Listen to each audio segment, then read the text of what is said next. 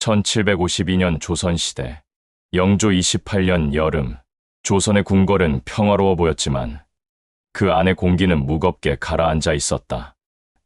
강한 왕이 나라를 지탱하고 있었고 그 왕의 아들 세자는 점점 고립되어 가고 있었다.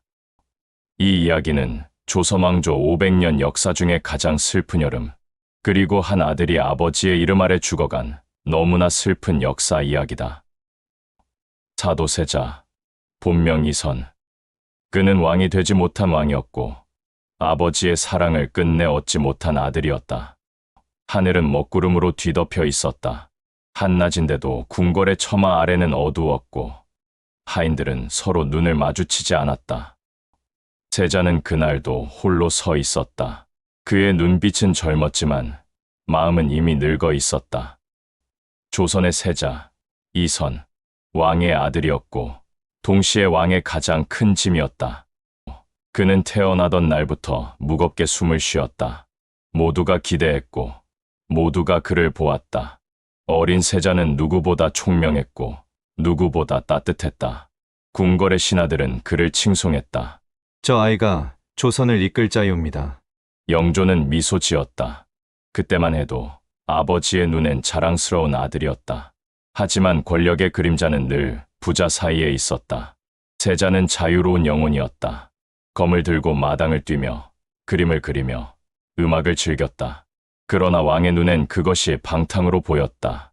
세자는 그를 익히고 마음을 다스려야 한다.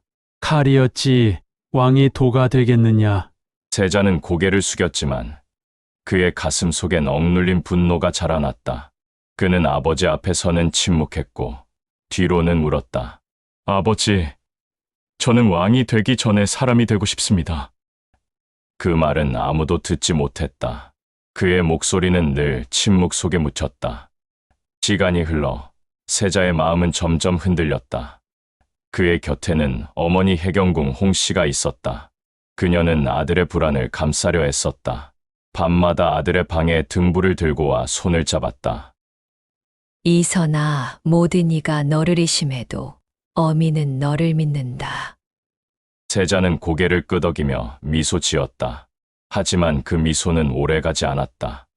그의 방엔 점점 더 많은 어둠이 깃들었고 환청이 들리기 시작했다. 궁궐 안에선 세자에 대한 소문이 돌았다. 세자가 변했다. 세자가 미쳤다. 그 말들은 마치 칼날처럼 궁궐의 공기를 가르고 지나갔다. 어느 날 세자는 무심코 신하에게 화를 냈다.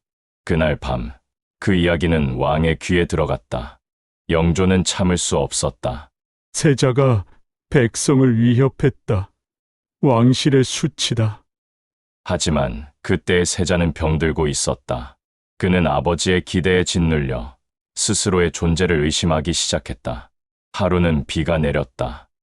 세자는 궁궐의 마루 끝에 앉아 빗방울만 멍하니 바라보았다. 아이처럼 손바닥을 내밀며 중얼거렸다. 이 빗방울은 나를 씻어줄까? 그때 어린 아들 이산이 달려왔다. 그 어린 이산은 훗날 조선의 22대 왕 정조가 된다. 그는 아버지 사도세자의 비극을 가슴 깊이 새기고 누구보다 강한 왕으로 성장한다. 아버지, 왜 혼자 계세요? 세자는 아이를 품에 안으며 미소를 지었다. 이산아, 세상은 널 힘들게 할 거다. 하지만 내 마음은 부드러워야 한다. 그날 그 짧은 대화가 마지막이었다. 며칠 후 영조는 대전에서 세자를 불렀다. 세자는 조용히 걸어 들어갔다.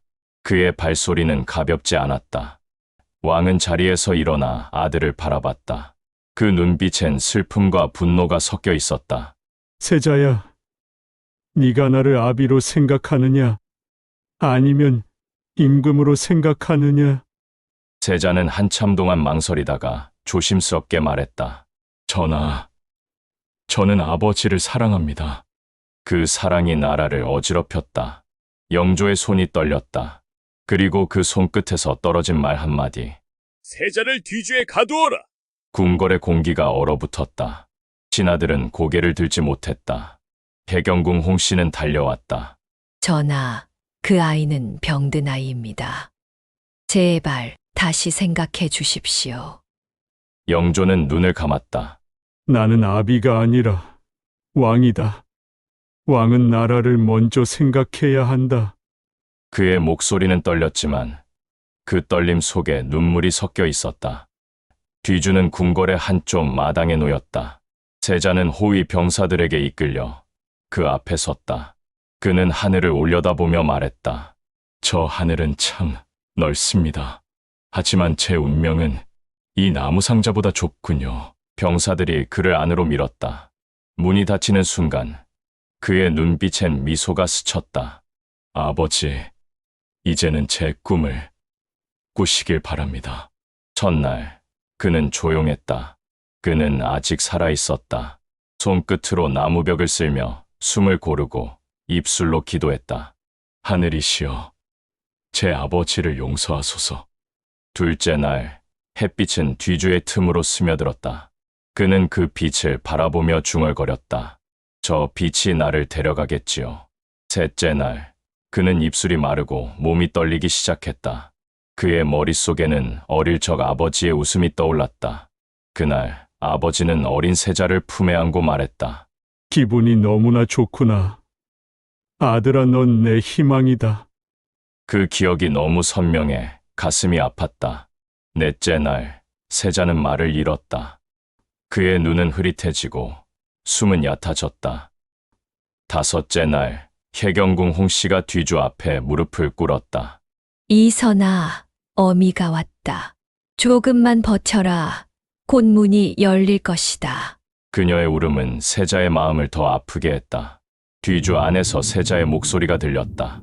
어머니, 저는 괜찮습니다. 이젠 정말 편합니다. 그 목소리는 점점 약해졌다. 여섯째 날 궁궐의 하늘이 검게 물들었다. 영조는 홀로 침전에 앉아 있었다. 그는 잠들지 못했다. 나는 아비인가 아니면 짐승인가. 그의 손은 떨렸고 술잔은 바닥에 떨어져 깨졌다. 그의 눈에는 피눈물이 맺혔다. 일곱째 날 밤 뒤주 안은 고요했다. 그의 숨소리가 거의 들리지 않았다. 그는 손끝으로 바닥을 긁으며 마지막 힘을 다했다. 이상아, 내가 왕이 되어도 아버지를 미워하지 말아라. 그의 눈이 천천히 감겼다. 여덟째 날 바람이 불었다. 뒤주 위로 햇살이 비쳤다. 세자는 미소를 지으며 영원히 눈을 감았다. 그의 얼굴엔 고통이 아니라 평화가 남아 있었다. 그날 저녁 비가 쏟아졌다. 혜경궁은 뒤주를 열고 아들을 품에 안았다. 그녀의 울음소리가 하늘을 찢었다. 이선아, 이제 그만 쉬거라. 그녀의 손에 닿은 아들의 얼굴은 차가웠지만 미소가 남아 있었다. 멀리서 영조는 창문을 통해 그 모습을 지켜보고 있었다. 그의 손이 떨렸고 눈물이 흘렀다. 내가 너를 죽였구나. 하지만 나라를 지켰다. 그 말은 비에 묻혔다. 그날 밤 왕은 홀로 술을 따랐다. 그는 중얼거렸다. 아비는 죄인이다. 나의 왕좌는 피 위에 서 있다. 그리고 잔을 바닥에 던졌다. 조용히 꺼지는 등불 속에서 그의 그림자가 흔들렸다. 뒤주가 있던 자리는 이튿날 비워졌다. 햇살이 내리자 한 마리의 새가 날아올랐다. 그것은 마치 세자의 영혼 같았다. 그는 이제 자유로웠다. 그리고 몇 해 뒤 세자의 아들 정조가 왕이 되었다. 그는 궁궐의 한쪽 잡초가 자란 마당에 서 있었다. 바람이 불었다. 그는 눈을 감고 낮게 속삭였다. 아버지, 저는 아버지의 아들입니다. 그 누구도 그것을 지울 수 없습니다. 그날 이후 사람들은 세자를 이렇게 불렀다. 왕이 되지 못한 왕자. 아버지를 사랑했고 그 사랑 때문에 죽어간 사람. 사도세자.